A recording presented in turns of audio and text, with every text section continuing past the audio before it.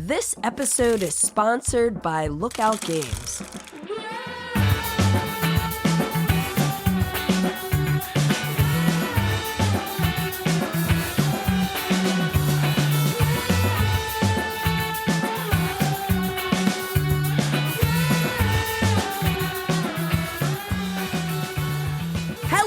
And welcome to episode 69 of the Board Game Geek podcast, where we geek out about board games, the mechanisms behind them, and the people who create them. I'm your host, Candace Harris, and I am really super excited to have on with me today Penelope from the Penelope Gaming YouTube and Twitch channel. How's it going, Penelope? Oh, I'm really happy to be here and really honored because I'm quite nervous too. I told you because my English is not too bad, but not as good as I wish it was. So I will do my best. So I apologize in advance to every English people or American people who will listen to me. Hey, no worries at all, because your French accent is so beautiful and lovely to hear that even if you are not speaking English or have challenges, you sound delightful. It's delightful to hear your voice. Thank you. It's because you love France too much. Yes, I do. So Penelope and I just met like a week ago when I was in France for reasons we'll talk about in a bit. But Penelope, you've showed me a bunch of games that are really cool. Mm-hmm. And we're going to be just kind of talking about games and what we were doing in France together. But how's everything going with you today? And do you want to talk about maybe your channel a little bit, and also what you do in terms of the Cannes International Games Festival? Oh, yeah. So I am a French board game reviewer. So I do reviews, a real one with the critics in it, because in France it's not that usual.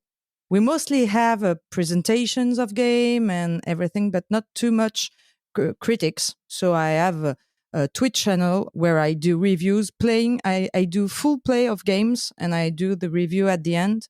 And I have some shows also. I have to say that my channel is quite big for my country, so I'm happy.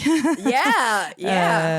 It's not awesome. The biggest one, but I'm happy with what I have, and I have a great community that supports me because I am not paid by editors, to make my videos. Right. So that's a choice I've made to keep my speech free.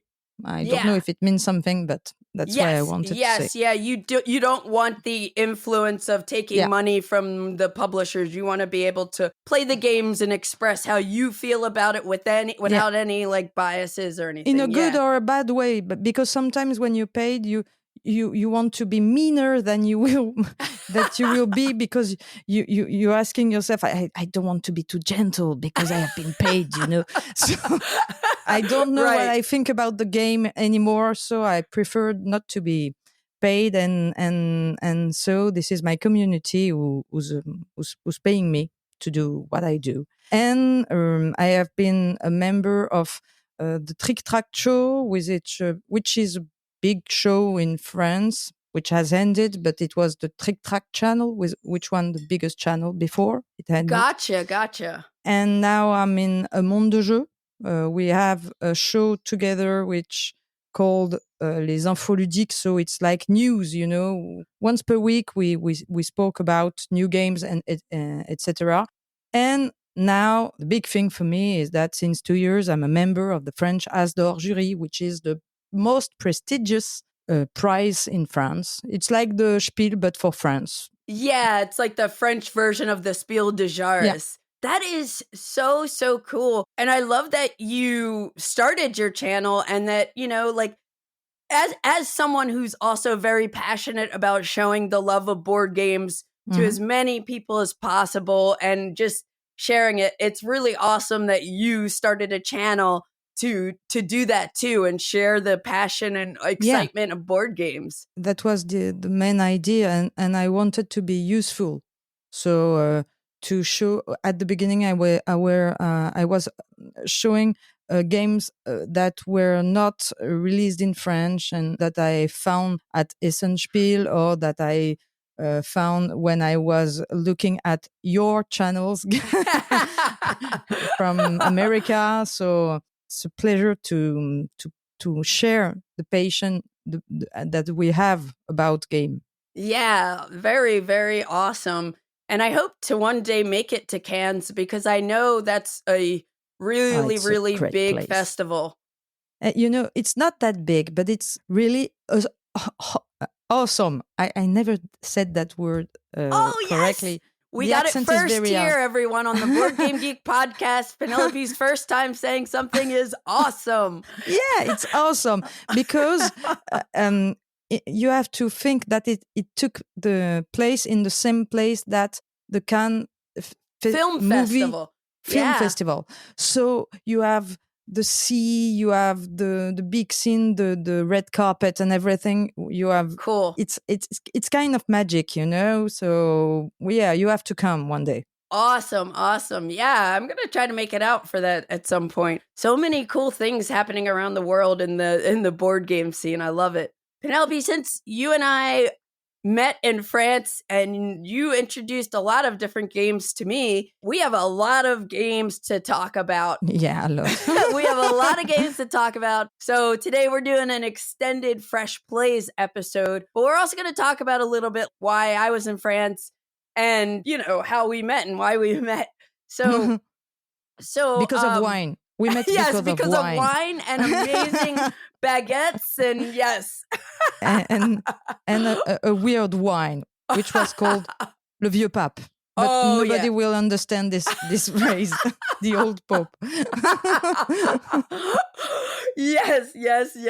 And this is like, I'm kind of scatterbrained today because we flew back, Matt went with me and we flew back from Paris yesterday, just yesterday, on an 11-hour flight back to Los Angeles. Got back home around 8 p.m. my time, which was technically whatever plus 9 hours is on in Paris time. So I'm all out of whack. I went to bed late because I was like excited about a bunch of things, and then I woke up very early for reasons I'll talk about, but because I'm leaving tomorrow morning already for BGG You will Spring. Be so tired. Yeah, so it's just kind of this month is a little bit crazy, but lots of exciting stuff. So I was out in France because I was invited to do coverage of Ticket to Ride's 20th anniversary celebration, which was a tournament that happened in Paris on, I guess it was the May 17th, 18th? Yeah, May 17th. Okay, May 17th. Cool. So Days of Wonder, through this really, really cool event, I'm going to have a video coming later when I get back from BGG Spring and have time to edit it. I'll have a video on that event, but it was really cool. And we got to go to Étourvy, which is am I saying it right? Yeah, Étourvy. It's a small village, really small village. Very small. I don't know if we even call it a village because there is no shop in here. It's really, really small. It's really the countryside of France, we can say. We have church and sheep and horses fields. And fields. It's and very duck.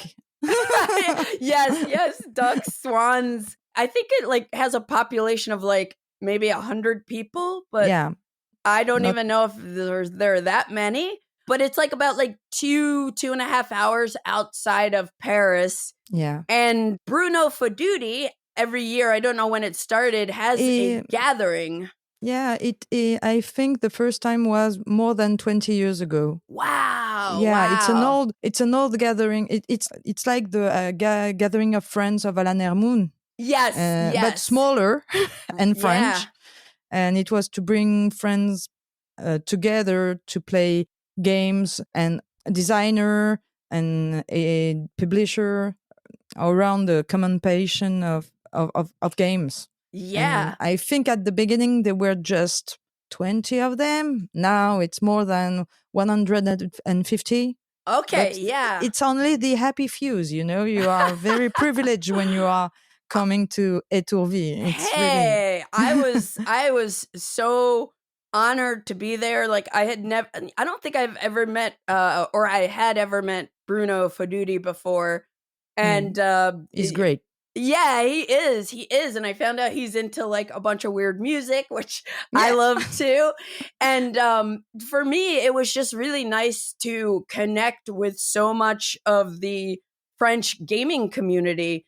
Because like sometimes I meet people just for a second at Essen or Gen Con. It's like, oh, here's this person. Nice to meet you. Nice to meet you. But we actually got to talk. I got to meet you. We got to meet Maeva da Silva. Maeva da Silva, who's the artist on Harmonies, and she runs Libellude, maybe? Like, what were you saying? She's the art director of Libellude.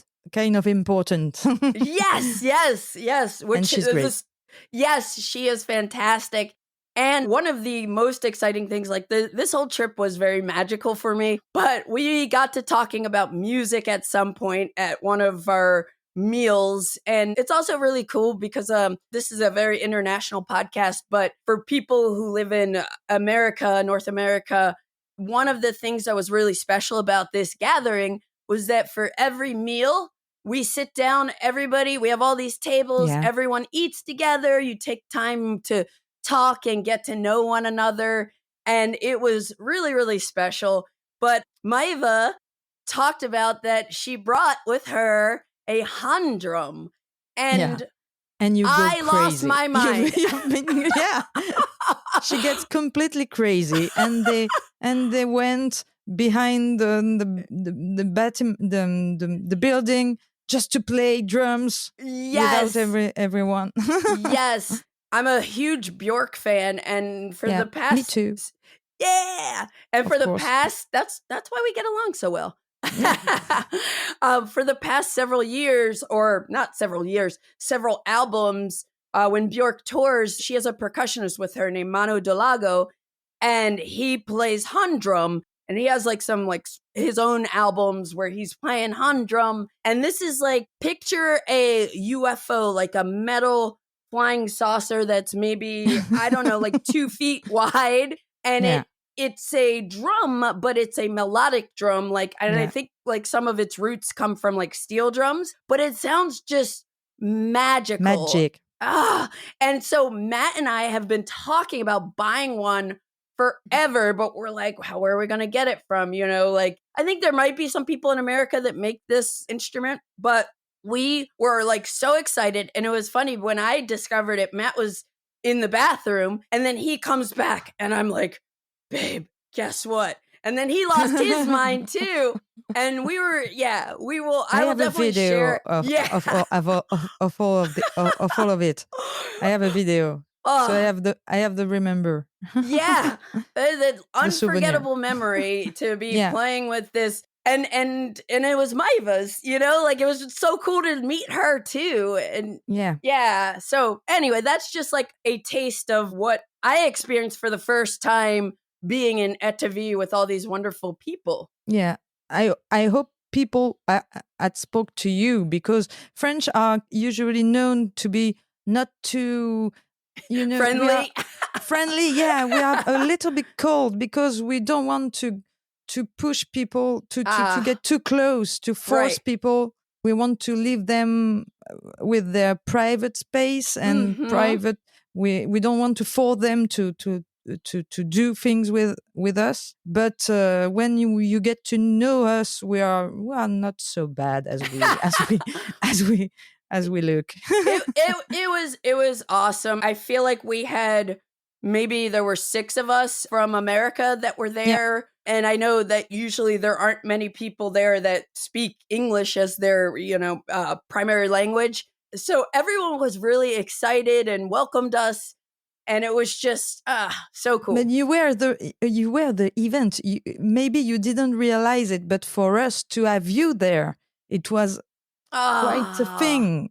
Because a lot of people there are very are fan of what you do and what you represent for the hobby. But sometimes we're just a little shy. Yeah. Well, it was a mutual feeling because I definitely it was so nice to meet so many people and just get to have conversations, and I loved it. But Bruno was very, very happy to have you here. He likes to have people from far, from other countries, and to mix everything. And I think it's great. Yes.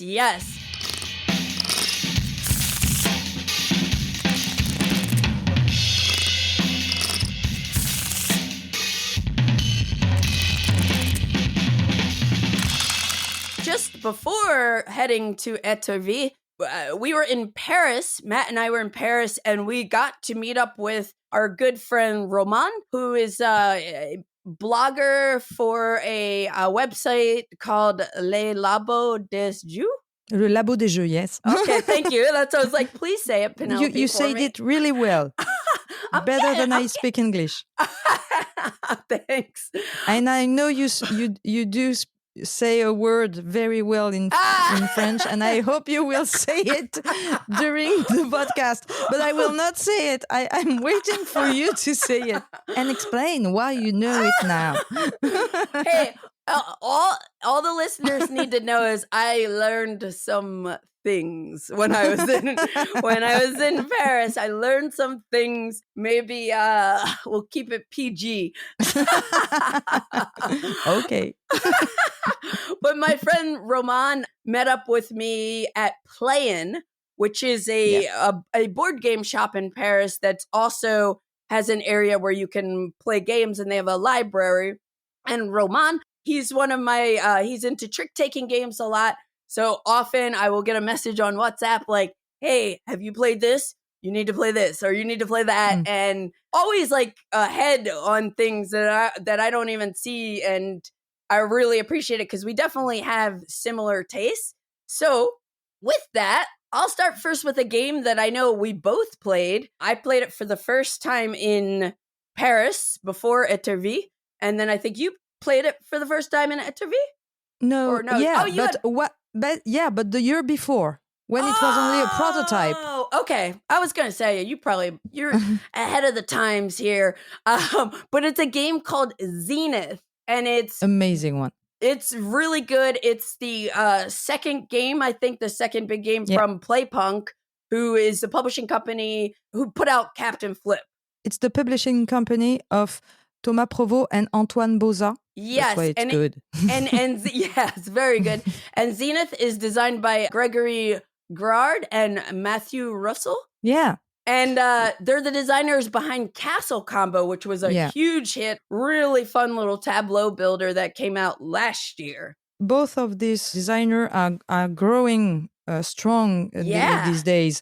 I think they are the part of the future of board gaming. They are really, really good. Yes. Sometimes it's classic, but it's always very nice to play. Really, it gives some really a lot of pleasure to play. Yes. And so Roman was like, well, we have to play Zenith. It's either played with 2 players or with 4 players in teams, 2 versus 2. And it's basically like a card-driven tug of war kind of battle where you have these planets you're competing over to get their influence. But along with that, and I think they're like they're 5 different planets. So there's like a token in the center of the board. They like start in the center of the board for the most part. And you'll be playing cards to try to push and pull these tokens. I mean, you want to pull it to your side because if you get it to fall off the board, you'll get to score it. And so I have not played this with 2 players, so I can't really speak to how that feels, but I think I played it while we were in France probably like 4 times with the team version. Yeah, I liked it. I liked it. Yeah, and I bought a copy at Playin', and it's French, but the game is language it's very independent. Clear. Yeah. And it's very clear. The iconography is very really good, clean. Yes, really easy to understand. Yes, one of the cool things. Well, first I wanted to mention too is like this game is a bit more complex than Captain Flip. It's like it's a couple notches up, and it has also this cool tech track. And when you play the team game, there's a way for you to pass cards to your opponent pass cards to your teammate, because the way the board is split, I can only play cards to influence the 2 planets on the right and the middle one. And then my partner sits next to me, and they can only play cards on the side of the planets on the left and the middle one too. So, but you have different cards because you're drawing them like randomly from the deck. And it's just super cool. Like typically you only draw back to 4 cards, but there's a token that gets passed around that you'll be like fighting over from your, the team you're playing against. So you can draw more cards. There are these tech tracks that are modular. So you can flip them. They're double-sided, and you can kind of change what you get as you work up these tech tracks. A lot of things you're like racing for. And every game felt very tense and came down to the wire. The tension is the big thing about this game. The thing that I adore, absolutely adore about this game is that there is a lot of combo between the cards and the tech track. And it's not just I play a card and it goes my way. No, you have to think about your turn with 2 or 3 steps in advance. And sometimes when your plan is going well, you are like, oh, my mind is blowing up. I'm doing it. She has not seen it. And you see what I mean? Yes. And that's the thing I love the most, because it gives me a lot of emotions, in fact. And that's not that much of game gave that much of emotion. Yeah, and especially for such a clean design. Yeah, of course. And the other thing is with the team game, each team, both players take their turn one after the other, and you can choose who goes first. So it's like, if I was on your team, Penelope, I could be like, oh, you should go first. And then you could maybe do something that gives me resources, because we share resources. There are credits and there's Zenithium, and the components are really nice too. So it's a really cool game. I'm looking forward to like playing it more. That's one of my favorite until now, from 2025. I don't know. What year is it? I don't know. What year is it? I think it's 25. But it's an absolute crush for me. Yes, and Zenith, I believe, released in France back in like earlier this year, like in February. 1 month ago, 1 month or 2 months ago, not that long. And it should be available in the US very soon. Yeah, if think not now. I don't know when exactly, but I'm sure it will be in English. There is no question about that. Yeah, and of course, I couldn't wait. I had to buy it while I was in Paris. And so I have the French rule book right now, but it has like really nice player aids. But when you discover like the iconography, it's very clean and intuitive. So anyway, that's Zenith. That was one that I got to play a bunch when I was in France. I got to play a game, and I think you've played this before too. It's called... I played this. Okay. We don't have the right to speak about it, but I played this one. Well, this is a game called Revolve, and it's by the same designer as Scout, and I think it released at Tokyo Game Market. Just like Scout, when it came out, it was only available in Japan, but it will be coming to North America at some point. I am allowed to say that. But it's a 3 to 4 They give you the right.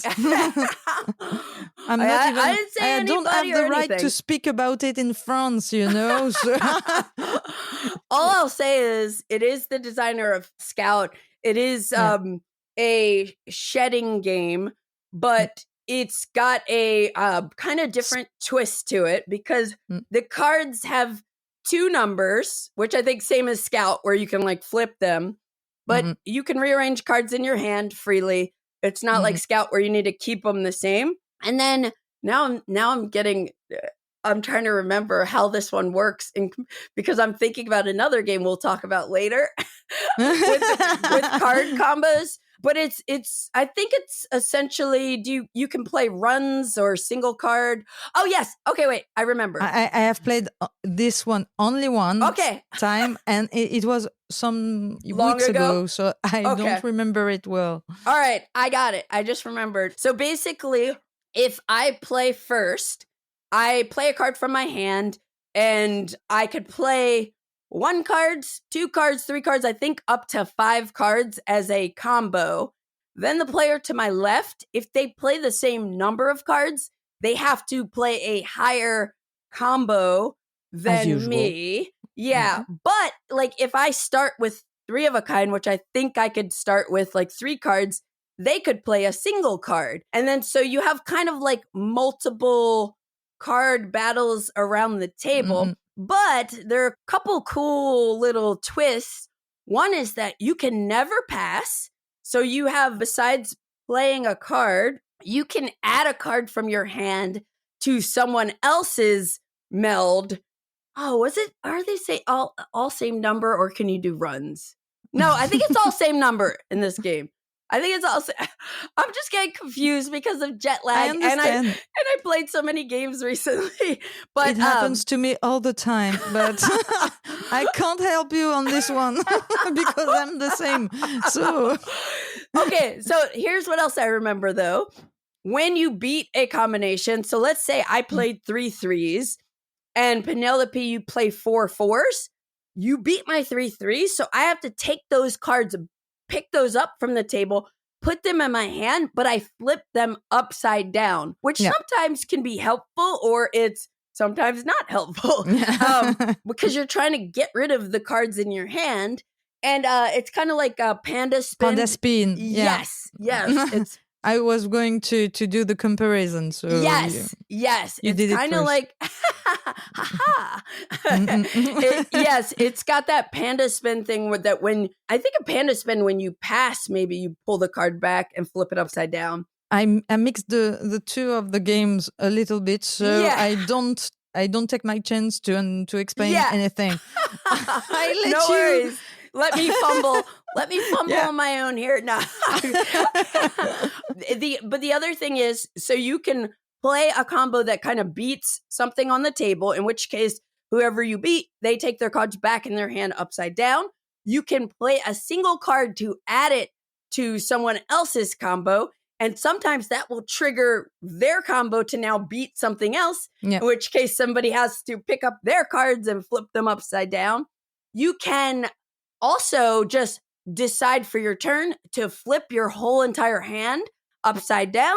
And then you can, something that not many people do, but you can also, on your turn, take cards from the table that someone else played.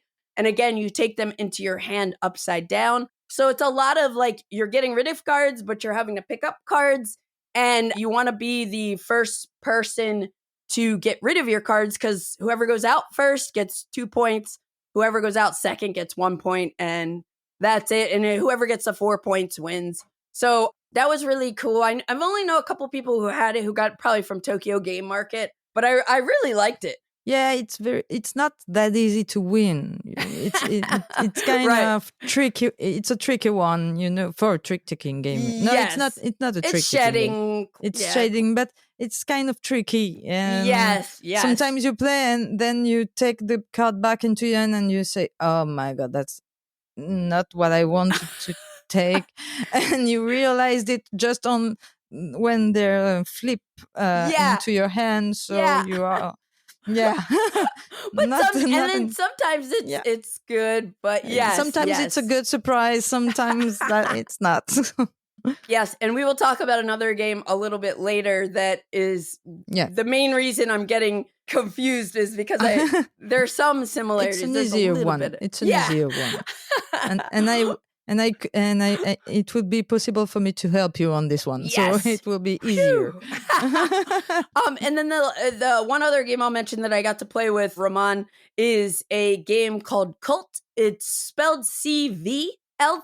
I think it was a Kickstarter designed by Ashley Hauenchild. Hauenchild. Yes, I think. Yes, I think it might be a designer in Australia, if I remember correctly. But this is a game that came out in 2024, long tail games, plays with 2 to 4 players.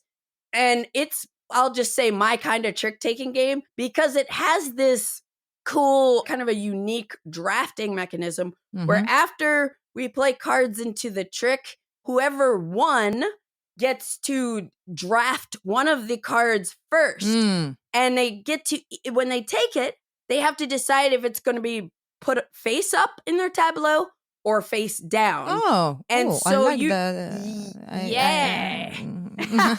So each this round, I want to play. Yes. Yeah. Wait till you hear more. So each round you'll have a hand of 8 cards. You'll play 8 tricks, and everybody will always take a card.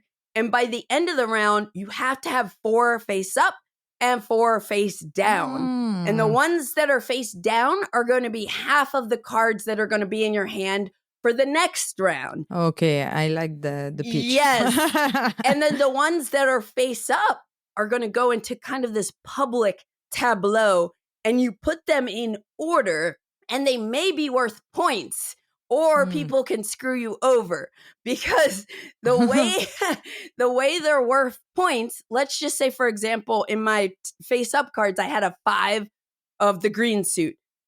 When I put the 5 up on the tableau, if there's not already the 1, 2, 3, and 4, I get nothing.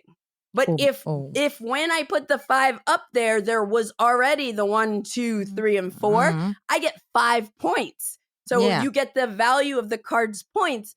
But let's say you see that I take the 5 face up, and you're like, oh, I'm going to take the 4 face down of the same suit to make sure that 5 doesn't score. Oh, it's mean. It's so mean. it can be so mean. it can be a little mean like that. But the other thing is, you have a deck of cards where you play 3 rounds, and you will not see every card until you're done playing the 3rd round. So I might not even know if somebody has the 1, 2, 3, or 4 yet because it might not have been dealt yet. So it's very, very cool. And then the other thing is you have these different cards that at the beginning of each round, you'll put out, like in a 4-player game, you'll put out 6 of these cards. They're kind of like bonus scoring conditions you're competing over. But everybody except the person who's going first gets to remove 1. So you only end up with 3. They are worth 8 points each to the player who does the best at it. Like it might say whoever has the most red cards in their face down pile gets, wins this. And ties are friendly. So if we both have 1, we both get 8 points. But that's another way to get points. And I'm trying to think if there are other ways to get points. There have to be. I don't remember. But it was very cool.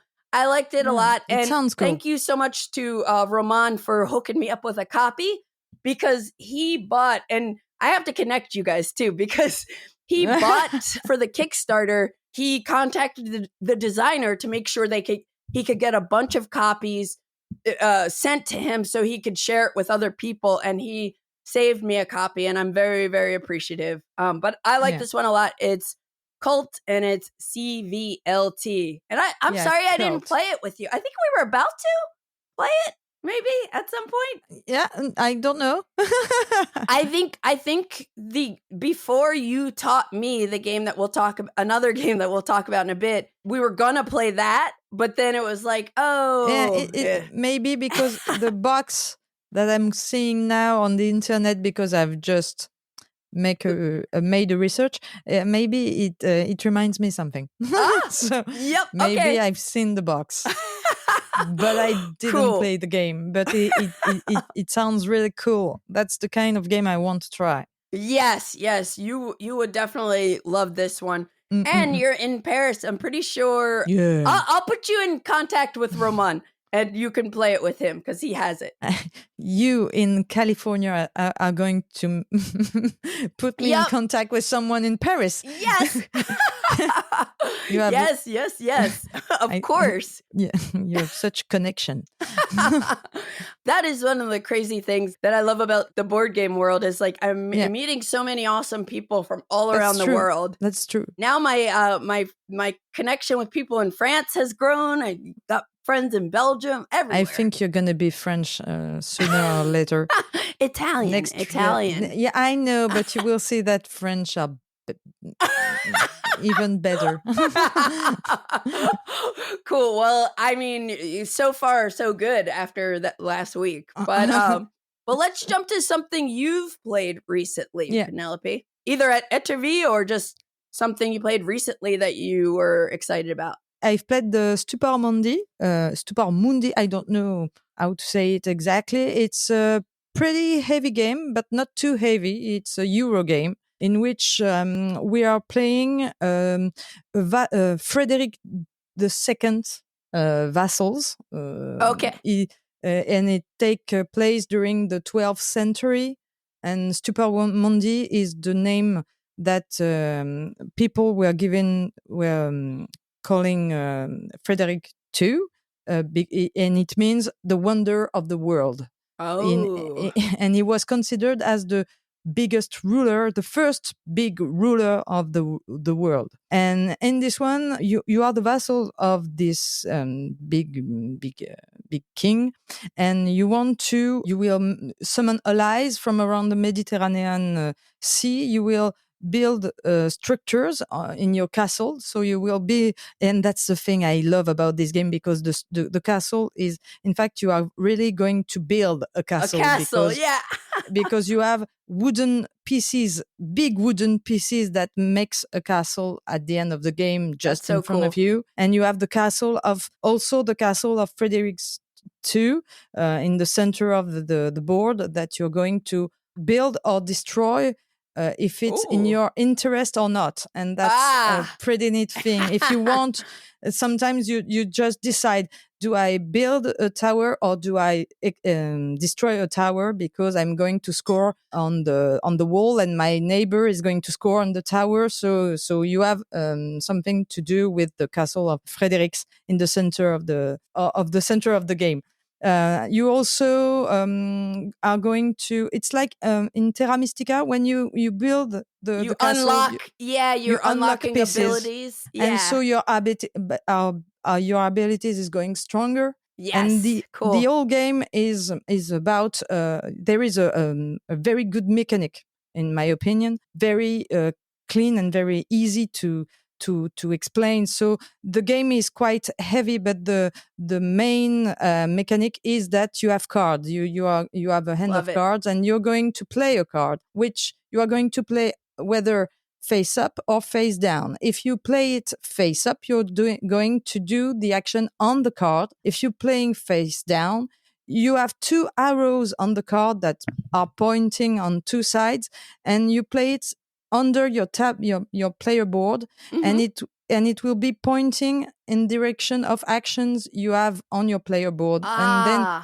you're in this way you're taking the action on your player board, but you're also blocking the space, so you can't take this action after that. And when you're playing it face up, you also have to play it in a space, so you have to think, what do I want to do most? Whether the action on the card, which action on my board, in which order. The more you will develop, the more you will have spaces, the more you will have choice. At the beginning, there is two arrows on the card. So at the beginning, you can only activate one of the two arrows. Gotcha. But at some points of the game, you will be able to activate both of the arrows. Ooh. So yeah, a little bit of engine building. Yeah, there is engine building. So at your turn, it's very easy. You take a card, you play it.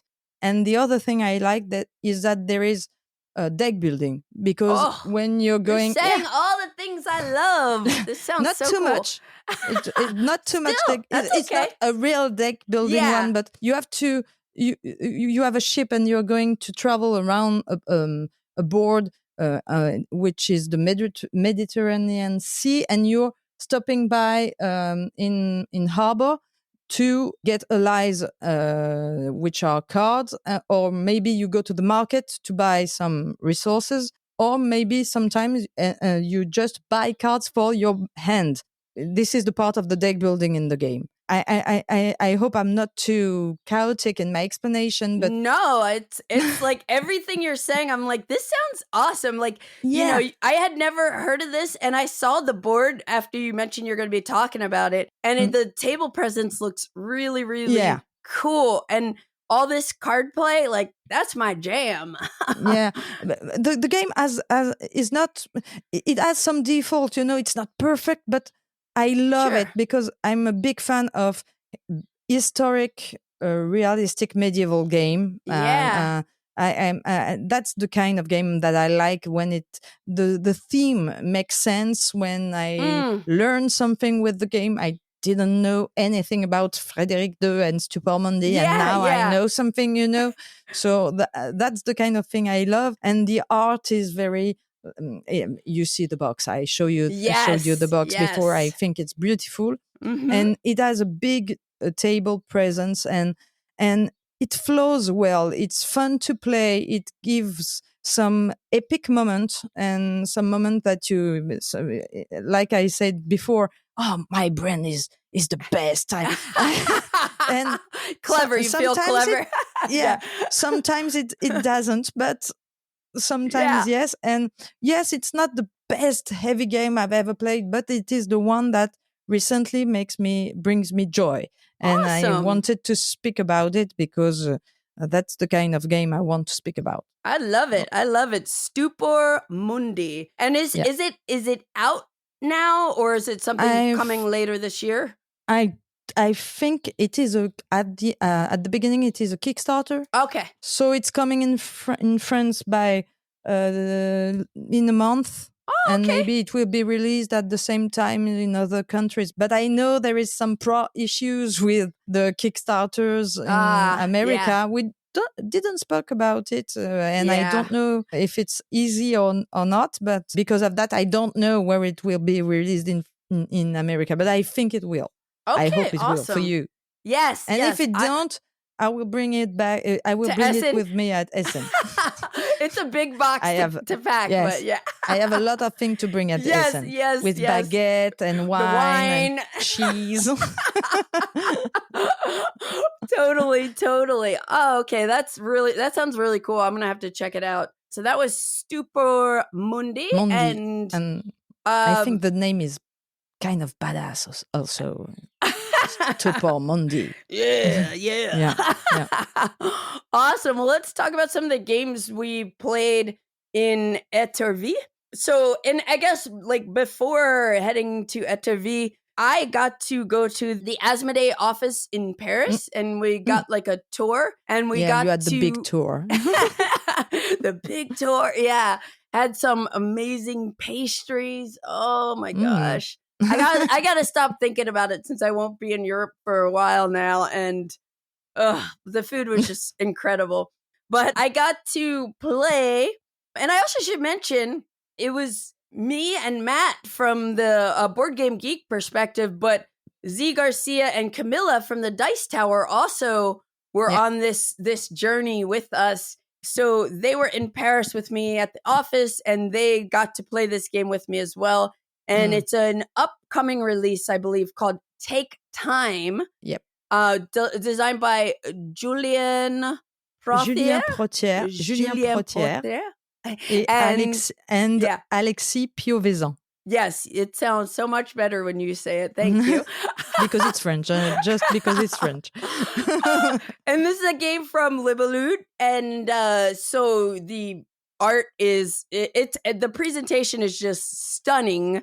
Yeah, the artist is Maud Chalmel, which is also the artist of maybe fairy rings and shaman and a lot of games. She's very well known in France and very well appreciated. It's a great artist and a friend of mine also. Awesome. And she worked with Maeva really close because she is the art director, and they've made something really beautiful on this game with a lot of meanings in the art. Yes. Oh, cool.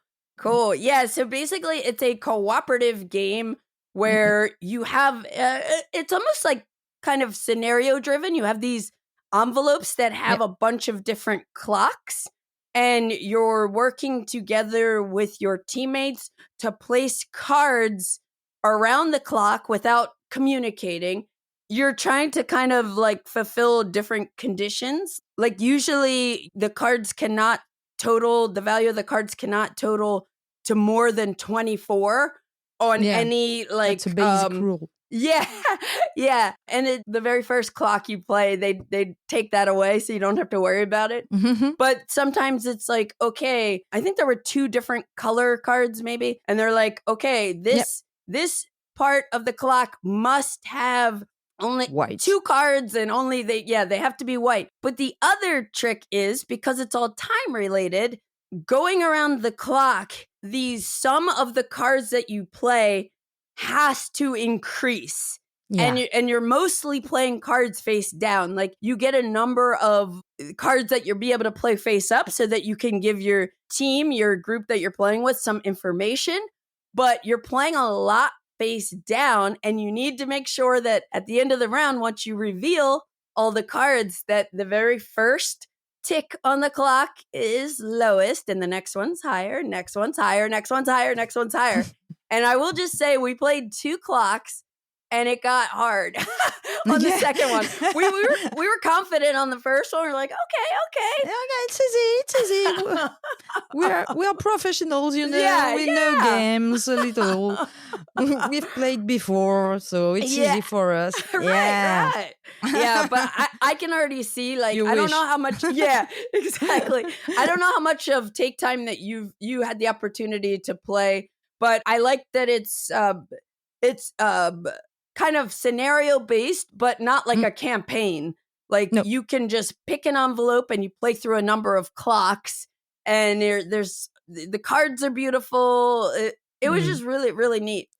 If there is a clock you are not able to do, and you never manage to finish it, you can choose to put it in an envelope that is called the regrets. Oh, yeah, and it is so poetic. And you can come back to this envelope at the end of the game.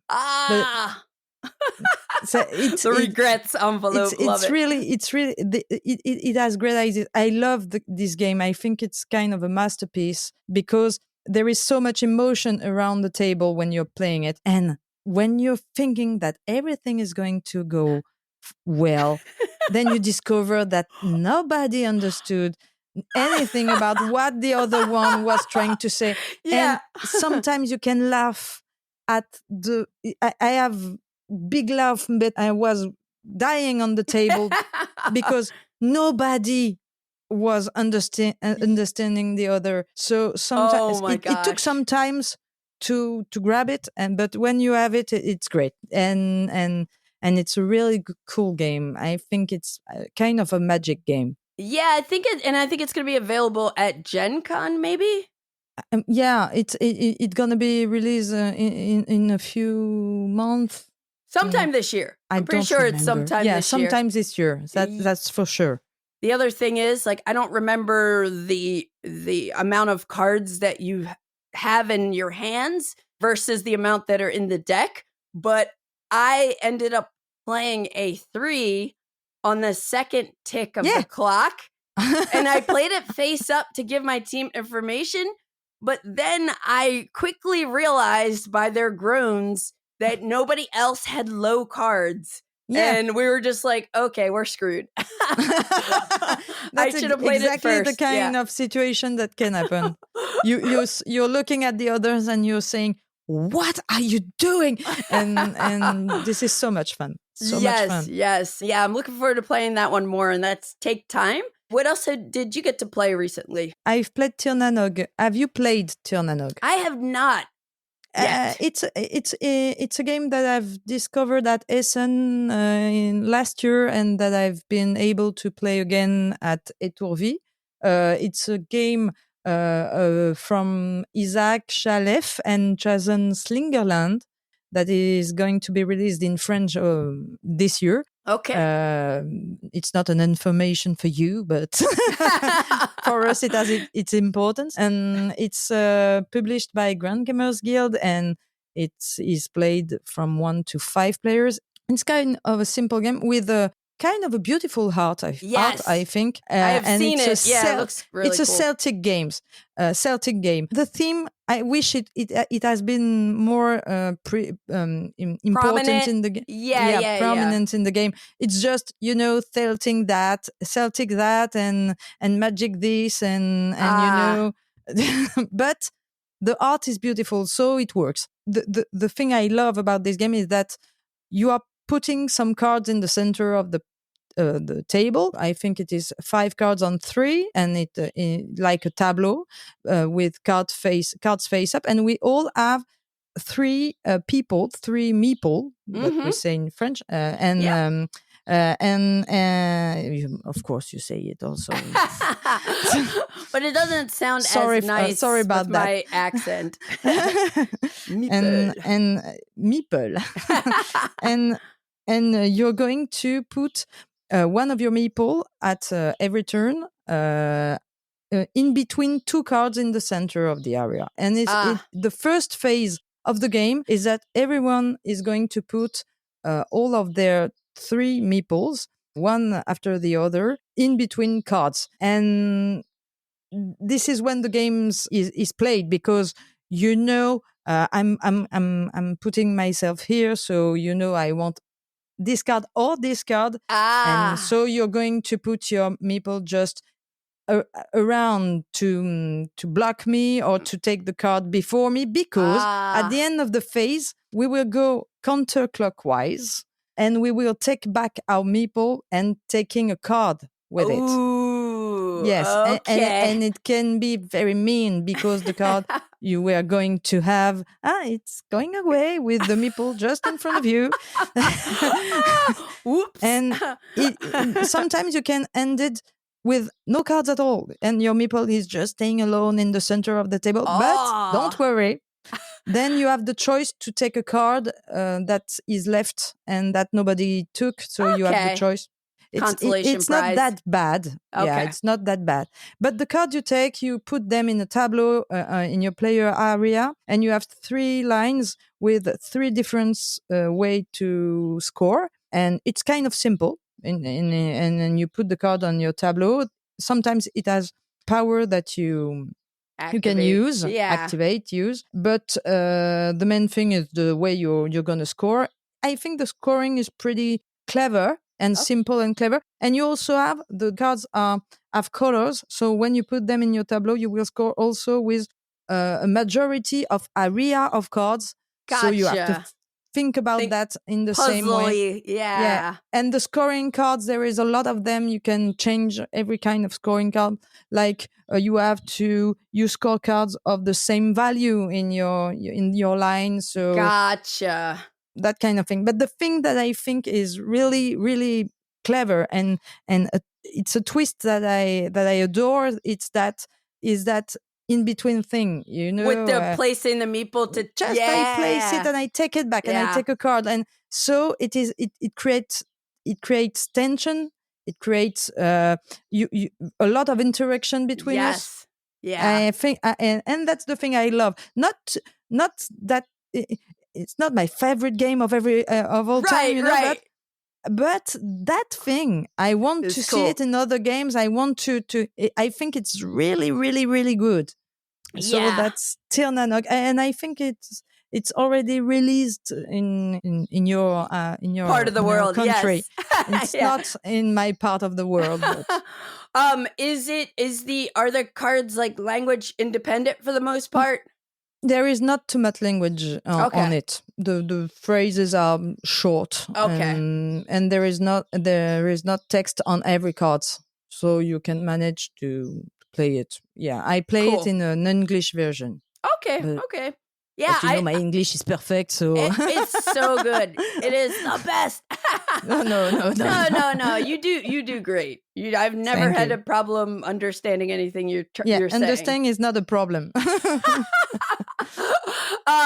Tir Na Nog looked very beautiful. I haven't gotten a chance to play it yet, but that mechanism of putting the meeple in between cards and then pulling them back up, I love it. It sounds really cool. I love interaction like that. And now a word from our sponsor. Yeehaw, folks! The Great Western Trail story continues. The legendary Great Western Trail trilogy probably needs no introduction. At least one of them is a staple in most gamer shelves. But let's be honest, how often do you manage to put it on your table? Isn't it usually far too late, or does it take your fellow players far too long? This Easter, Lookout Games is handing out cowboy hats to challenge you again with Great Western Trail El Paso, a co-designed by Alexander Pfister and Johannes Kraner, which is part of Lookout's Green Line, manufactured 100% eco-friendly. Great Western Trail El Paso is a strategy game for 1 to 4 players, featuring a unique blend of deck building with a rondel of variable actions and multiple paths to victory. It's a streamlined, compact version of the original Great Western Trail, which allows a faster setup and plays in half the amount of time. This makes it a perfect gateway to the Great Western Trail universe. So whether you're already a fan of the Great Western Trails series or haven't dared to face the bigger beast yet, it's high noon to grab your cowboy hat and get started with Great Western Trail El Paso, available at your friendly local game store this Easter. Besides teaching Zenith, I think Zenith, another 2v2 game, was my first game that I got to play when I got into Étourvy. But the second game that I played is a game called Map Masters. And this is an upcoming release from Captain Games, the company behind Sides and also Duck and Cover from last year. This one is designed by Ian Sebastian Bach. And then this, I'm pretty sure it'll be out at Essen this year. It's really funny. Jan Sebastian Bach. It sounds like Jean-Sébastien Bach. It's kind of funny. Is it a real name? I have to ask. We don't know. We'll have to look more into it more. But this is a game that plays with 1 to 5 players, and it has a neat little twist that it can be played competitively or cooperatively. And on the box cover, you can flip it. Like the way the box cover art is, it's kind of split so that like if you have it facing one way, you see the cooperative art. And then when you flip the box around, you see the competitive art. But this game was cute. I'm not very good at like puzzly games, but I do always appreciate fresh ideas. This is a game where it's like a dungeon crawling game where you are making a path with like dry erase markers, and you're like kind of like building a dungeon for each round with the cards that you're playing. At the beginning of the round, I think you get to go around and take cards and temporary resources, but you'll know there's going to be a scoring card, like a primary scoring card that might be like, gold coins or the amount of monsters you can cross off. So you're trying to get cards so that when you play, that you can draw a path that is going to let you hit as many of those points or whatever you need to score as many as possible. But at the same time, there are like certain things, like there's kind of an area that has like these traps that you'll fall down unless you have a rope. There are some areas that are locked off that you can't go through. The cards, I think, if I recall, you have to play them vertically, but you can kind of align them. So it's very puzzly, but it's a lot of simultaneous thinking because we're all kind of doing that part together. I felt very slow at it because it's a type of game where you might want to put a timer on because you could sit there forever and be like, okay, you have these like 5 cards, I believe, that each time, and you can align them different ways, and then you draw your path. You come in from one entrance, and then you want to try to go out, because if you go out, you get some like bonus points. You also, there's always a second card that gets scored as like a secondary scoring condition, but you don't know what that is. So it's like, you can't just ignore other stuff. You have to think like, oh, well, this thing might score too. So you want to try to hit as many resources as you can. I'm very curious to see how the cooperative version goes. It seemed really cool. I'm not the strongest player when it comes to puzzles like that, but I think people are going to really, really dig this one. I didn't play this one. I wanted to, because I like dungeon and everything. Yeah. And it looks pretty great on the table because of all this path and everything. Yeah. But I didn't play it. The other thing is you'll get a number of coins too, you know, if you were able to make your path, so you gain money, and you get to buy cards. Like there's a card market, and the ones that cost most money, I think there'll be like 2 cards per cost, 2 that cost 3, 2 that cost 4, 2 that cost 5. The ones that cost 5 always have like juicier stuff. And when you buy it, this is sort of a deck building game too, because you're going to shuffle them in, and there are ways to get rid of some of like your starting deck cards. So yeah, that's the other like kind of neat thing. It's got like a deck building aspect to it, and it's pretty cool. Again, not my strong suit at all to do like puzzles like this, but I think people are going to like this one. It's called Map Masters, coming later this year. Okay, cool. And then after that is when my life changed, because I met Penelope. At some point this day. And Melody. Yes. And Melody. Yes, Melody, Penelope, and yes, Marjorie and everything. Everybody. But I think my plan was to play the CVLT game, the cult game, but then we enter. Yeah. And Matt and I were about to play Toy Battle, but then I bumped into you and Melody, and then it was like, oh, like let's play something 4-player. But you were like, hey, you already have this. Was it you or Melody? I don't remember. But somebody, Melody was like, I love this game. Let me teach it to you, and it's quick. So Melody taught us Toy Battle, and I'm gonna let you start talking about Toy Battle first, because I know you like it. Oh yeah, I don't like it. I love it, because to begin with, it is a game of Alessandro Zucchini and Paolo Mori, which is one of my favorite designers of all time. I think is a genius, because it's always very clean. He knows how to do games without everything that it is not needed to, right? And it goes straight to the point. And this game is going to be released in this year by Repos Production in Belgium, and it is a 2-player games only. Its inspiration is Clash of Clans. In fact, the little telephone games that I never played, because. Gotcha. I don't like this game at all, but but you like Toy Battle. Yeah, and I was at the beginning, I didn't want to play that game because I don't like confrontation game. I don't like Clash of Clans. I don't like that much of 2-player games, and I tried it, and I fell in love with it because it is so clean. At your turn, you have in front of you, you have tokens, and 4 if you're the second player, and 3 if you're the first player, right? If you're the first, and you have a board in between the 2 of you, and you have to win. You have to take the base of your opponent, and to do that, you have to make a path with your own tokens from your base to the base of your opponent.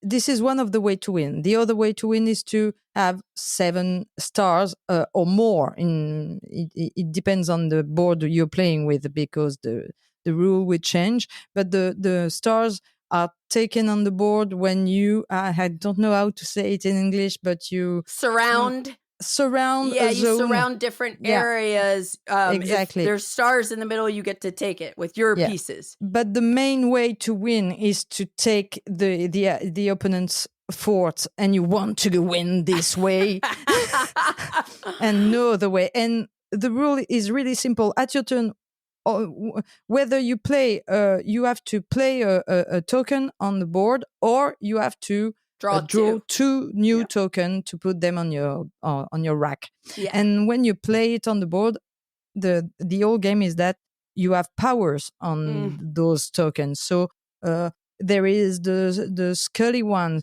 who told you to draw 2 tokens from your reserve. Yes, the skeleton. Yep. Yeah, it's a good one. You have the captains, who is really important because it says that you can replay.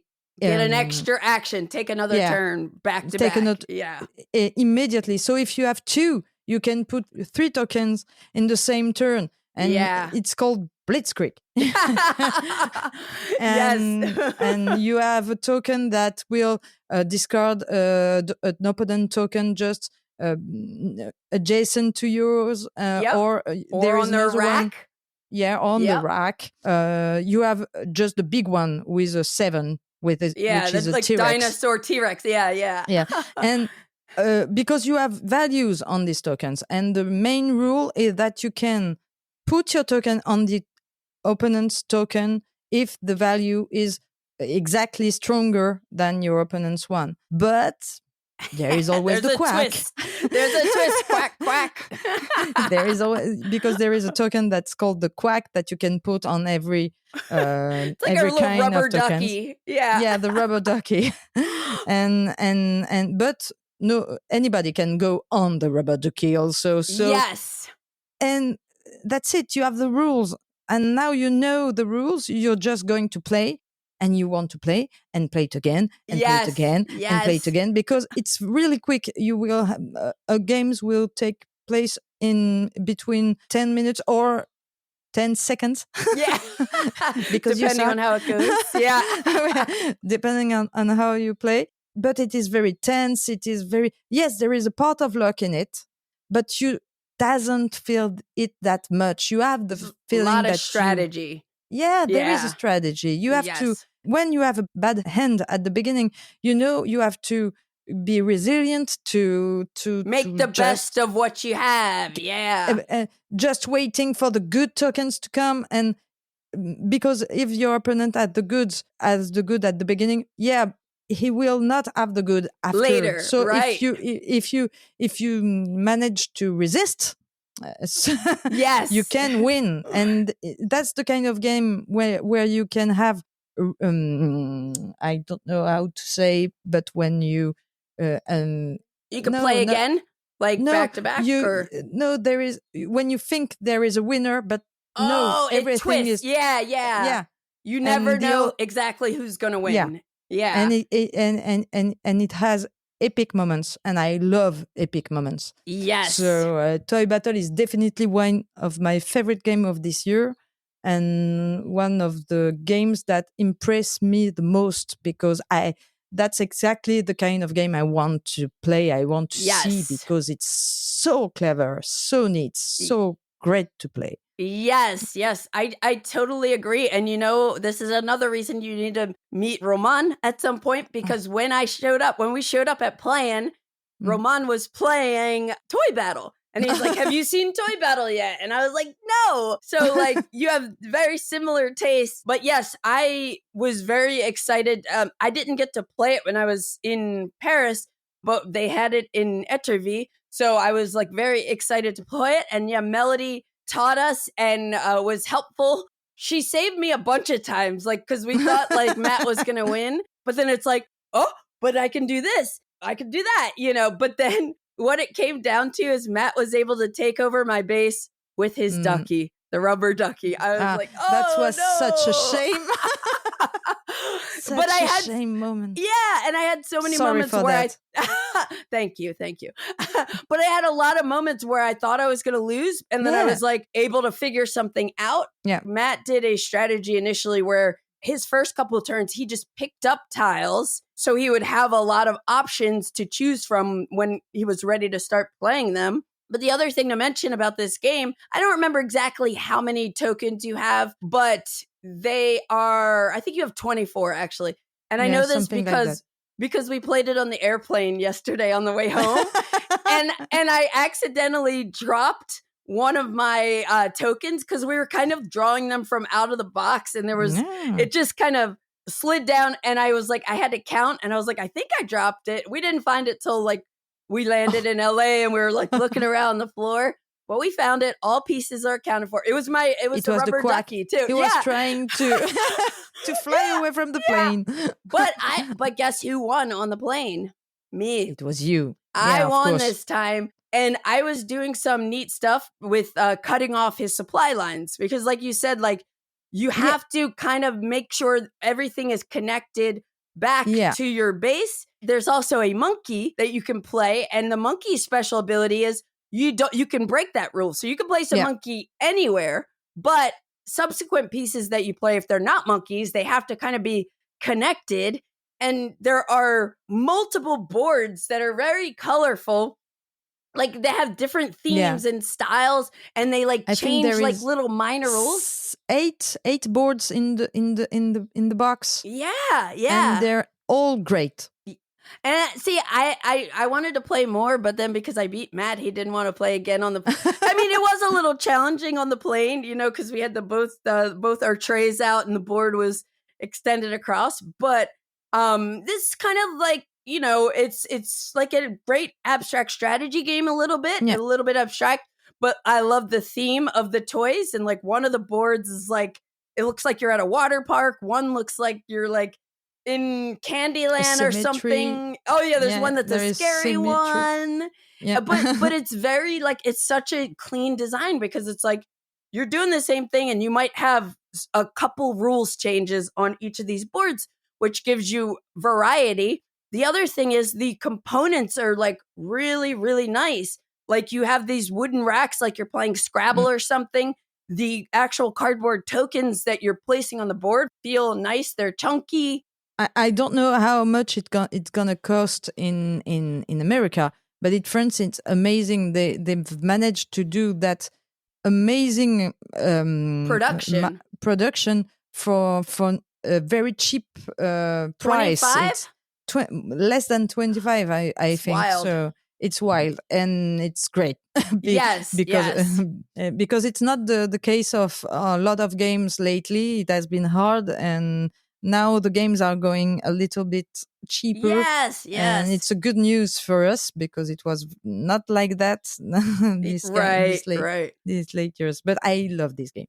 I love it too. I can't wait to play it more. And I was happy that at Bruno's event, he has a prize table with a bunch of games. And we were able to each take 2 games home. And I was like, I got to take Toy Battle. But yeah, I'm very excited about that. I also noticed, as another Paulo Mori fan, some similarities with Blitzkrieg World War II in 20 minutes. Because it's like, you're pulling tokens and that your opponent can't see, and then you're making the most with your tokens and whatnot. So really, really awesome. I love Toy Battle. I can't wait to play it more and try some of the other boards. So that's Toy Battle. Cool. I will talk about behind, but I will be quick. You asked me where were my favorite games, other games you like? Yeah. And behind was one of the games that we've made one. It won. Yeah. Oh, it won. Okay. Yeah.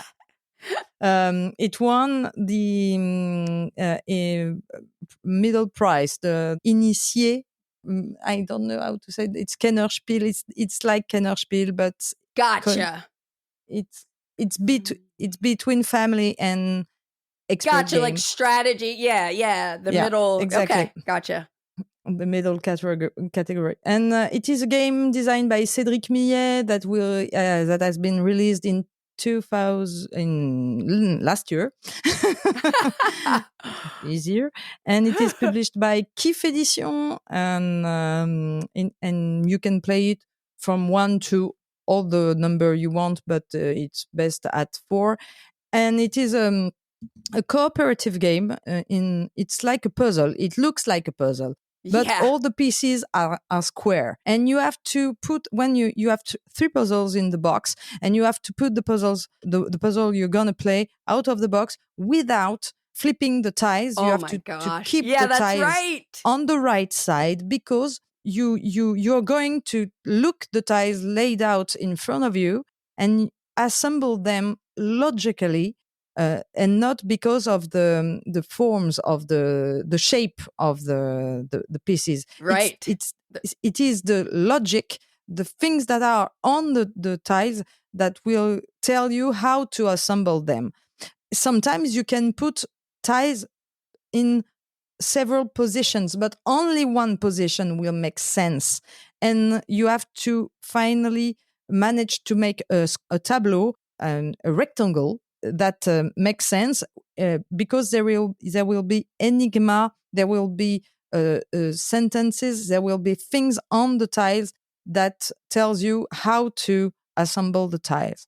But you're not helped by the shape of the tiles. Then when you think you have the good assemblage, you turn all the tiles over, and if when you turn everything over, you have a full image that makes sense, and it's a surprise, then you can admire the result and you have win the game. Woohoo! And it is really a smart game, a smart idea. It's kind of a genius idea in my opinion. In my opinion, but for the moment, it's only 2 of the puzzles are really, there is too much text in French, so there is only one puzzle that is not in French, and that have not too much text on it. So I don't recommend it to you.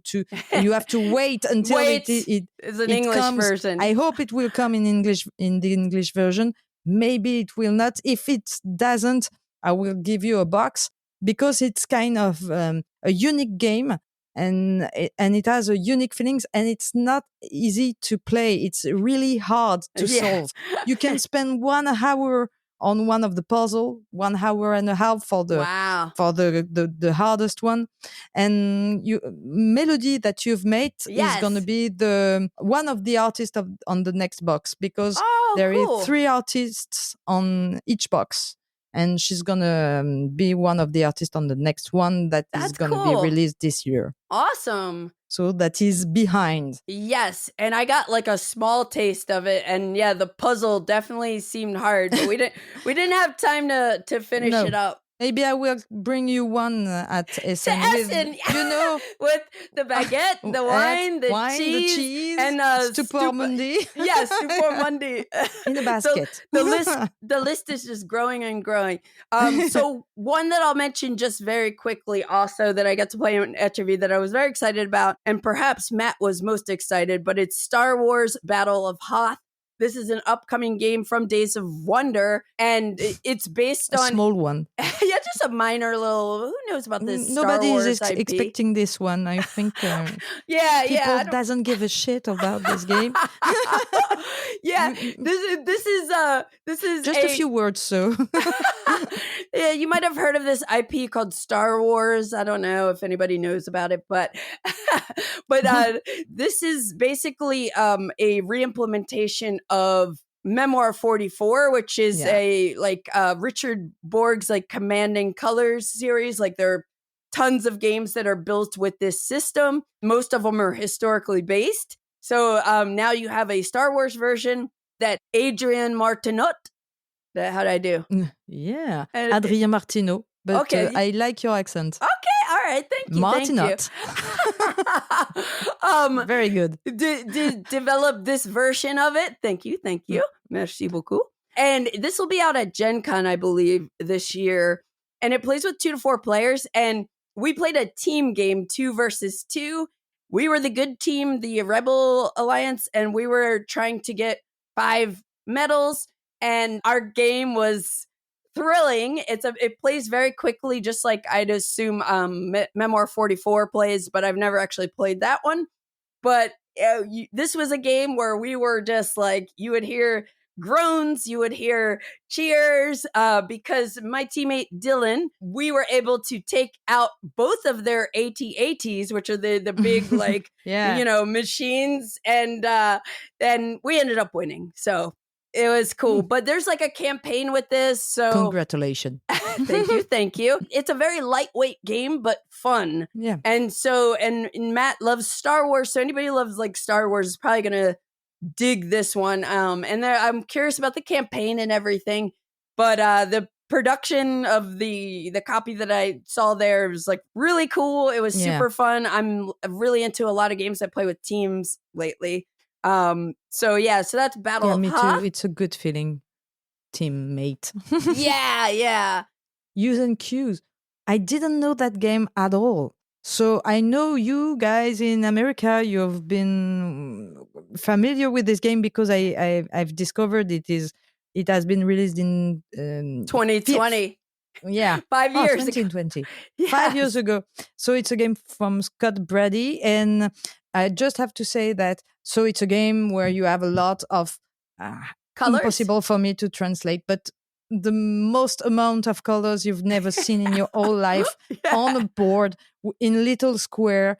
And you have to make the other one around the table know which color you're trying to make them guess by saying them a word, and it is so hard. It is so hard to find the good word to guide them to reach the good color.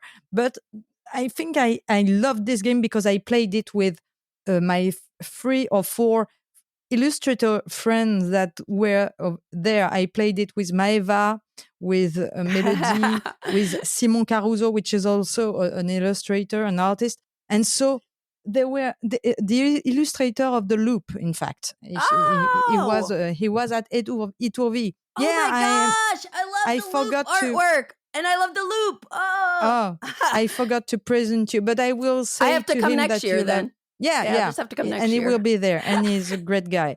That's and awesome. So I was playing this game about colors with them, and they went crazy. they have driven me crazy because they were taking so much time to choose just one word. Sorry, but that at some points I wanted to punch my friend to saying it's just a game, just say a word. So I laugh a lot. I had a great time, and that's why I like that kind of silly games. Completely silly, and it is beautiful on the table, and it is really important. 2020, with the pandemic, there were a lot of games that a lot of people missed, but I know there were people like BGG, like we streamed a game where we were playing like remotely. You can play remotely with people as long as one person has the game on the table and you can all see it. I think we like texted each other the cards and everything. But Hues Cues is good. Not good for anyone not good for anybody who's colorblind. Stay away from this one. Course. It just does not work.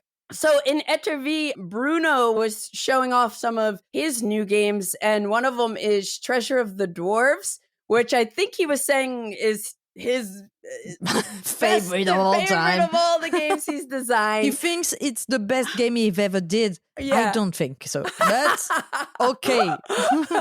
But this is a new game coming from Trick or Treat Studios. It plays with 3 to 8 players. I hear I think the 6-7 player count is supposed to be best, but it is a game that definitely has some meanness. Everybody has a screen with some jewels, and you take turns selling different cards or putting them up for auction. And when people bid on them, they put an amount of jewels and or coins into their little secret box. And they hand you, if you're the seller, they'll hand you the boxes. And then you have to decide which one to look at without like lifting them up and shaking them, unless you have the card that lets you do that. I had it since the beginning of the game. That was the card I choose, of course. Yeah, it's great strength. Yes. It's a strong power. Yes, because what you have to do is you take the box from someone, and let's say I'm going to look at see what Penelope offered me first, and then I have to decide, do I want to keep that or give it back and then go to another one? So it's it almost reminds me for people who play Deal with the Devil, where you're kind of handing someone something secretly. I think the way I'll play it in the future is take out some of the mean cards, because there were some that were pretty mean. Steal jewels from people. I've met someone poor, really poor during my game. Yeah. He has nothing left, and after I'm sorry for him. But it has a lot of like mind games and bluffing, because like when you hand your box to someone, you're like, you're gonna like this. You don't need to, or you could say, don't, save mine for last because it's gonna be best, and then they're stuck with it, even if it's not best. So there's a lot of like diplomacy and table talk around deals, and like people are saying, oh, you gave me a crappy offer, and you don't know if that's true or not, so there's a lot of like bluffing and mind games. You're trying to get these cards. Some of them have instant effects. Some of them, they go into your tableau and they help you with scoring. And then at the end of the game, like, you get points for whoever has the most of each type of coin and for each type of gem. And then sometimes cards will also give you points, but it's a raucous game for big groups, and I have fun. I want to play it with 7 and see how that goes, where you have 2 sellers, but you don't always have the same people selling at the same time. The 2 sellers is a very good idea to make the game goes quicker. Yes. Because if not, it will be too long for my taste. Yeah. And there is 2 sellers, and it's very clever, a clever twist. Yes. And you play with 2 people selling per round in like higher player count games. I think maybe 6, 7, and 8. You have 2 sellers, and maybe 3 to 5, you have just 1 seller. But that makes it interesting too, because it's like, we each, if Penelope and I are both sellers for the round, we each pick a card, and then we don't reveal the card until we both have done that, and then we reveal. And so everyone else at the table, they could either try to put a bid on my card or Penelope's card, and it's a very like highly interactive game. Looking forward to playing it more. I'm going to take out some of the mean cards. I agree.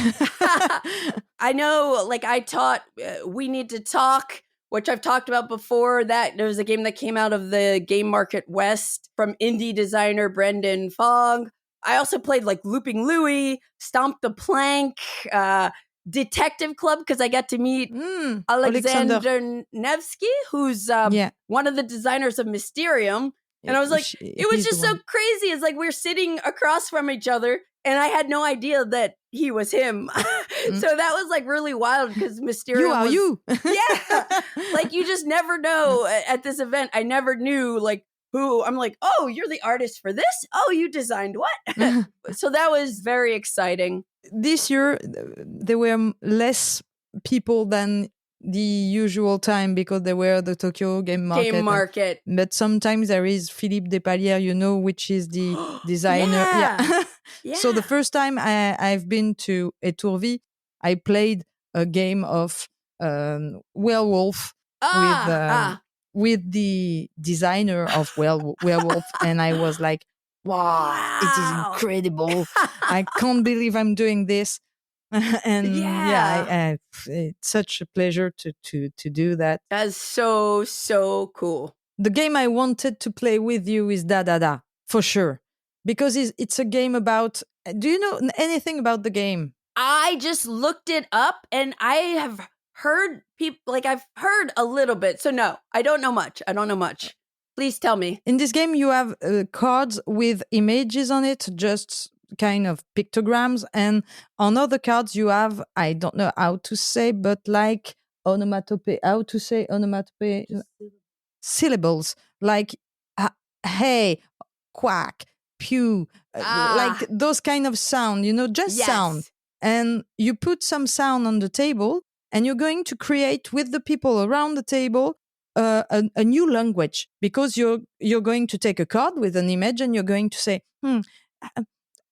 pew, pew, and people around the table are going to say, oh yeah, pew, pew. So you're going to put the card just near pew to say that card is pew. And yeah, it's pew. And you're going to do the same with some cards.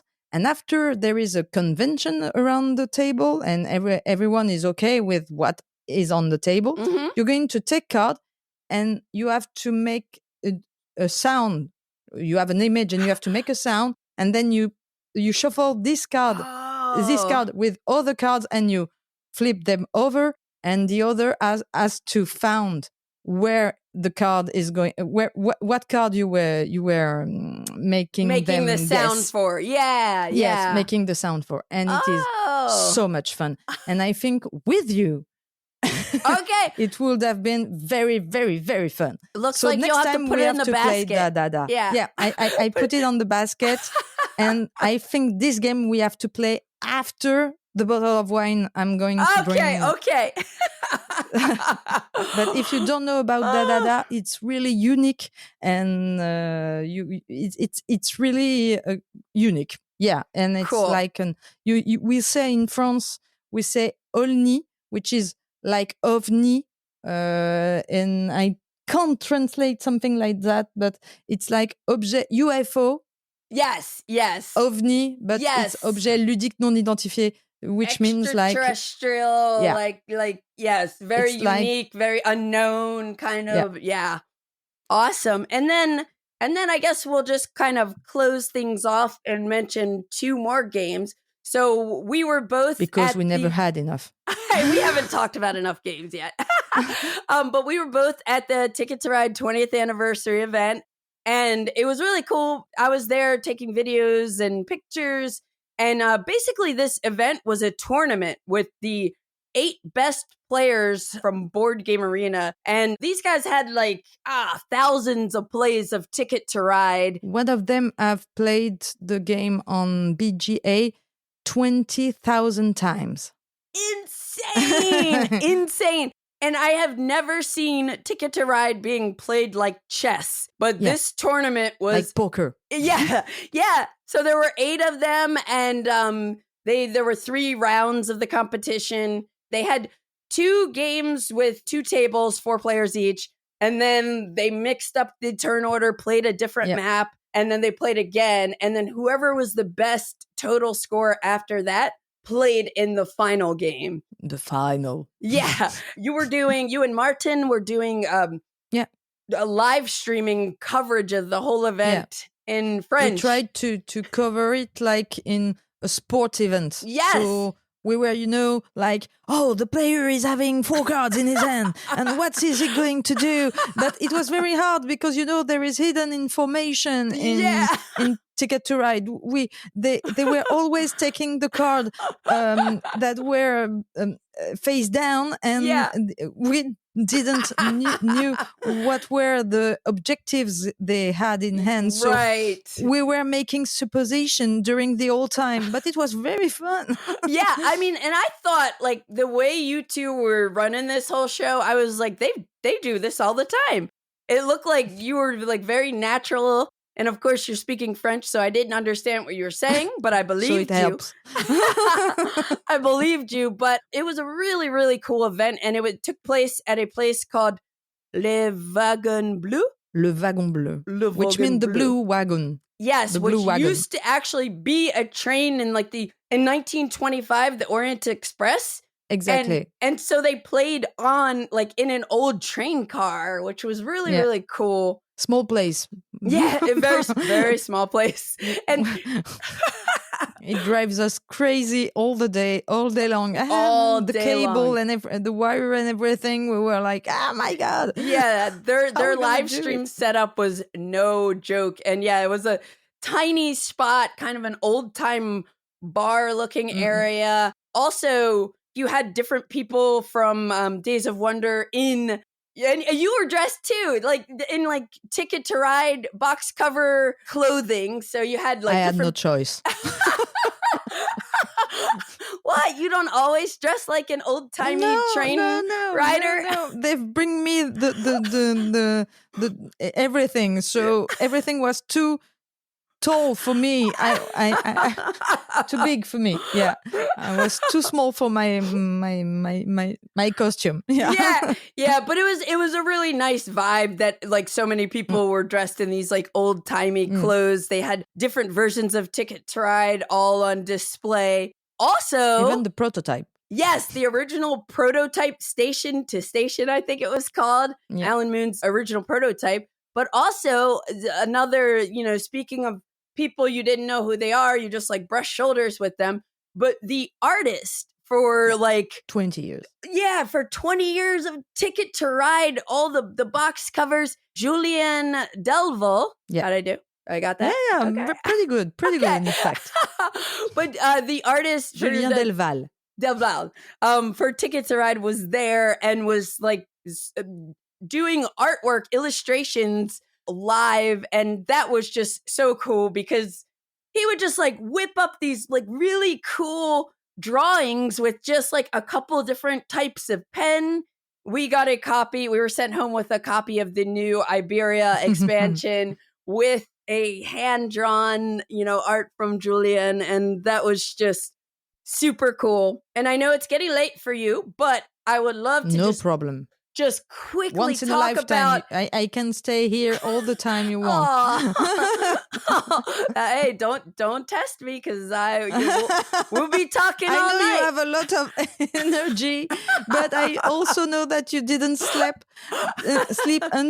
since 3 days. What is sleep even, And why sleep? But I do want to definitely talk about 2 games that you put on my radar and 2 games that I came home from at the 3rd game store that I visited in Paris. I think this one was it called Variations or something? Variante. Yes, it's variation, mais en français, we say variante. Variante. Yes. Let's start with Presage.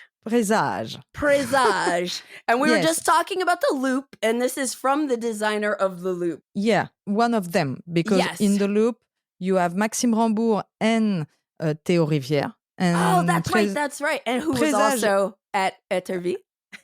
Yeah. They were both at Étourvy. And this one is only designed by Maxime Rambourg, but the publisher is Spiral Edition, which you have Théo Rivière is one of the publisher. Cool. There's also a bit of Théo Rivière in this one. And it's going to be released this year in French. It is already released, but it has been released this year, and it's to 4 to 6 players. Yes. But the best is to play it at 4 or 6. You can play it at 5, but the best is... Because it's teams or partners. Yeah. You have partners. Teams again. Yeah. Yes. Do you want to you want to I'll try to go on. A quick I think it's best because it's hard to explain. Yes. You have these beautiful tarot cards, number one, that have all these like really fantastic art and like gold accents on the cards. Ben Renaud is the artist. It's really cool. Really, really gorgeous. And I was like, even if I don't translate this and can't play it, like it's nice to have beautiful cards. But I will say I did wake up super early and went to bed late last night because I made a file where I translated every single card. And then this morning I printed it on stickers and I'm cutting it because I'm taking this game with me to VGG Spring. So if anybody wants to play it. Me. Where did you find the time? I don't know. But this game we played, did we do 4 players? Yeah, yes, we did 4 players because I was teamed at the restaurant. Well, originally I was teamed up with Z, but we were like, maybe we should switch. America against France. With cards that have only French on it. So we had Marjorie on my team, and you were teamed up with Z. And on your turn, it's sort of trick taking, but you play a card from your hand.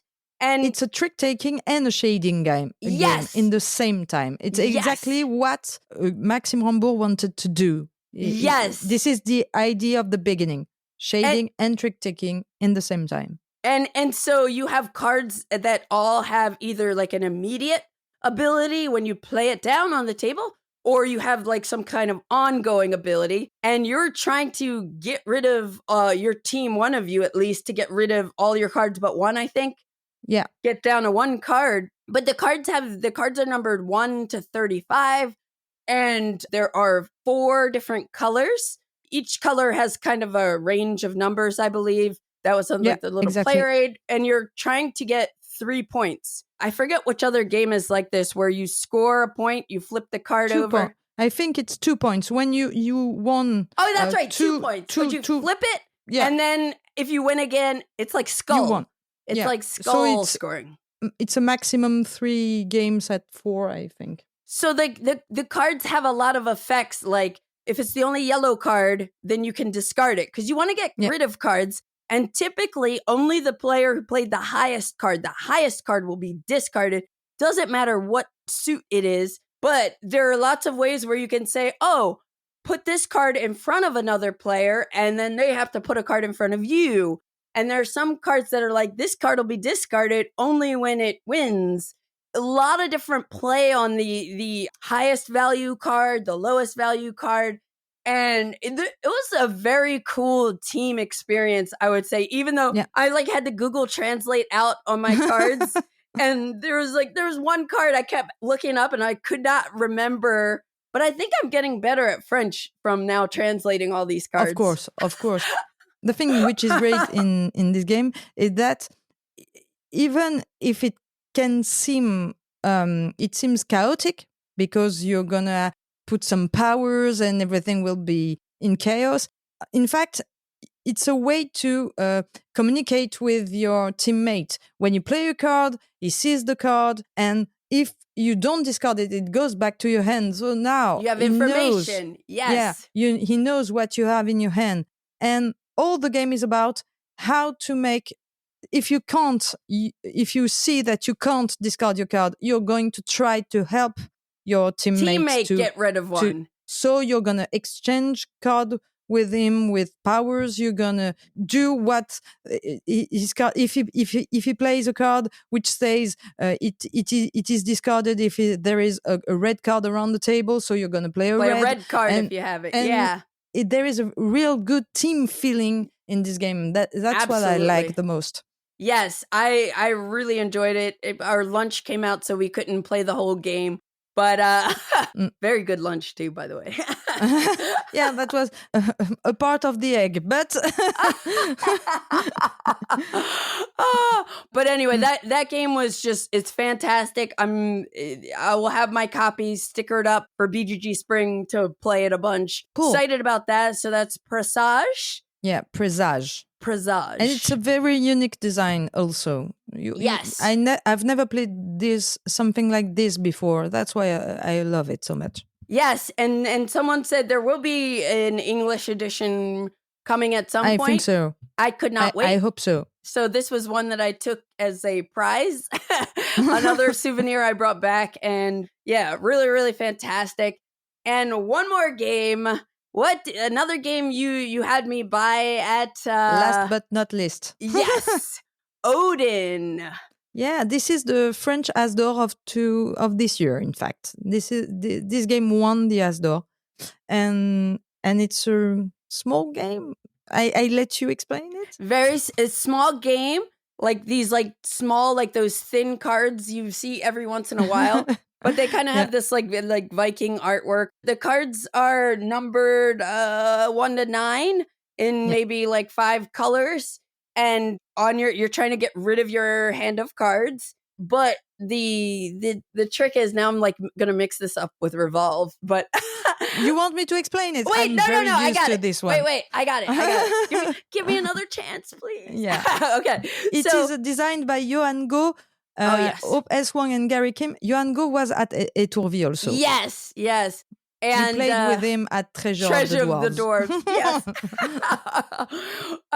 Which I have a little funny story with that. I'll say real quick, just because we brought him up. But on my very first turn, being the seller of the game, Treasure of the Dwarves, I had like 3 or 4 different boxes in front of me, and everybody's like, I think Z gave me one, and he's like, no, you want to go with mine. So like I open one, I'm like, nah, not good enough. Open the next one. No, not good enough. Then Johan's box was last. I opened it up. It was not as good as anybody else's, but I pretended because I didn't want to seem stupid for skipping the other one. So I was like, like this is pretty good. And then they are all like, okay, he has a good reputation for like giving like a lot in his. And I'm thinking to myself, I'm like, no, he was cheap. Wins. Yeah.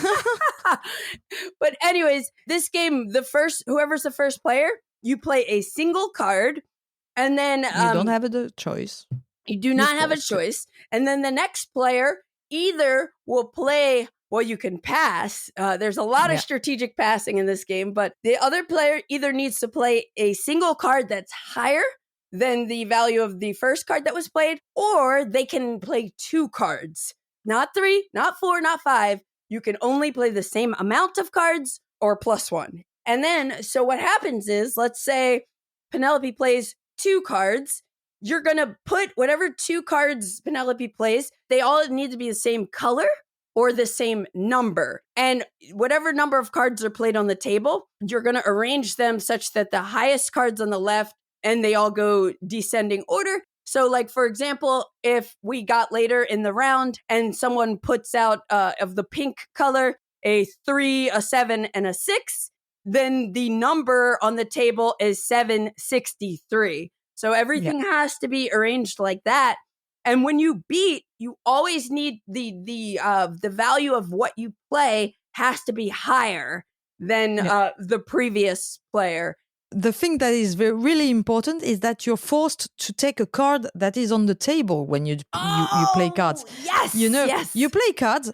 Make an example. The first card I play is a 2. Okay, you play 33 just after me, but you're forced to take the 2. The 2. Yes, I have played. So if you don't want that 2, which is, for example, red, and you don't have red, you don't want red, and it's a 2, and you don't have 2. So you have you had the choice, and you should have done this choice to pass. And if you pass, and if someone else plays after you, you will be able to come back in this play. It's very important to understand. It's not you're going to play at the next round. I mean, you're going to play again in this round. Yes. And it is very strategic to not play when you think it's not the right moment for you, but not to pass too much, because if you pass too much, when the round ends, if you have too much cards in your hand, it will be a disaster. Yes. And that is one of the most, it is very easy, it is very thin, but it is really strategic, more strategic than it seems, because you have to pass at the right time. Yes. And there is always the question, do I break my hands? Because at the beginning you will arrange all your cards in great suits and, I have 5 red, it's great. Yeah. But at some point, you will have the choice. Do I break that because I can't play that? You can't play 5 cards right now. You can only play 3. So it's like... And you have to wait until it comes back, and maybe you will not be able to play the 5 cards you have. So you have some dilemma at every point of the game. Yes. But it's kind of a very easy game to catch. Yeah. And it flows really quick and very natural. It feels very natural. And I love this game. I thought it was really fantastic. At first, like, I'm not a huge climbing, shedding kind of gamer. Like, I don't it's a enjoy shading them game. as We much. didn't even say it. So yeah, but you have to get rid of your cards. And then whoever gets rid of their cards, they get 0 points for the round, and everybody else gets a point for each card they still have, which you don't want points in this game, because at the end of the round, when somebody has at least 15, whoever has the least amount of points wins. You really want to like either get rid of as many cards as you can or be the first person to get rid of your cards. And yes, I love how simple it is. Like, I can only play the same color or I can only play the same number. Like, that is very simple. And also, like you said, thinking about like, when does it make sense for me to pick up scraps off the table? Because if somebody, again, like if somebody played a 7-6-3 and I have 3 9s, I could play a 9-9-9, which is higher than that. But maybe I don't want to pick up that 7, 6, or 3. And like I would be forced to pick up one of those cards and the other 2 would get discarded. And yeah, it's really cool. My only complaint, which I mentioned, was just that the numbers are only at the top left of the card. So like every time you get your hand, you have to rotate things. But very minor. This is a game I know my mom will love. I'm looking forward to like teaching her. I want to try the 2-player variant. This is another one I'll be packing with me. So thank you, Penelope, for recommending that. Yeah, at the As Door, it is very important to us to reward the game that is most likely to bring new people into the hobby. Yes. It's kind of it's exactly what you said. Yeah. You're going to teach it to your mom. You're going to teach it to your friends. You can play this game with everybody. And when I mean everybody, it's really everybody. Like people who likes to play already and are good players, and people who never played and any games, discovered. Or doesn't play them. And I love that kind of game. And this is what the As Door is made for. Yes. Great game to close out our conversation. Yeah. I won't make you talk to me for 5 hours because I know you have to get back to planning which wine and baguette and cheese and all the basket of everything you're going to bring to Essen. It's easy for me. I know everything what I'm going to put on this basket. And you're going to see me arrive with a big cool basket. Yeah. And with the little sheets, white sheets on it, and just a bottle of wine and the game. Awesome. Well, Penelope, I'm so glad that our paths crossed on this this epic France trip that I took. It was like so awesome to meet you and Marjorie and like everybody who was in Étourvy. The people that were at the Ticket to Ride tournament, they were gamers from all over the world.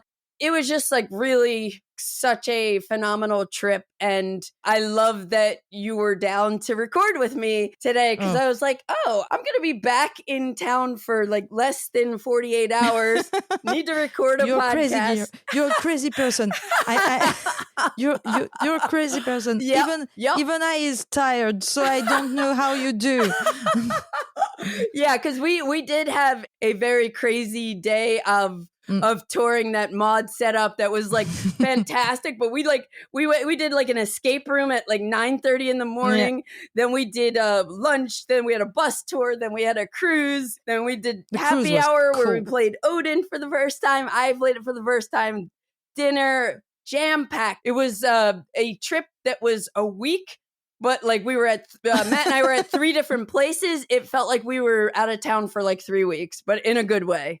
In a good way. Friends. Lots of really cool experiences. Lots of awesome people. Thank you again, Penelope, for joining me. If you speak French, check out Penelope Gaming on YouTube Penelope and Twitch. Gaming. Thank you so much for the invitation. It has been an honor, and I will be very happy to have you on my channel once in a while to play on BGA, and we will do the live in English. Don't be afraid. That sounds great. That sounds really, really cool. And yeah, thank you for introducing so many cool games to me. And now we're connected on WhatsApp, so I now have the expectation that anytime you play something awesome, you'll shoot me a message. I'll do the same. Same. Marjorie near me was telling me. Yes. Same. Yes. We will keep each other looped in. For sure. Awesome. Yeah. Well, thank you again, and I hope to see you later this year. Me too. You've been listening to the Board Game Geek podcast, produced and edited by Candace Harris. Special thanks to Matt Fonda for editing and mixing our music. Be sure to visit us on the web at BoardGameGeek.com. You can also find us on YouTube, X, Blue Sky, Instagram, Facebook, TikTok, and Twitch under Board Game Geek. You can reach us by email at podcast@boardgamegeek.com. Thanks for listening and happy gaming.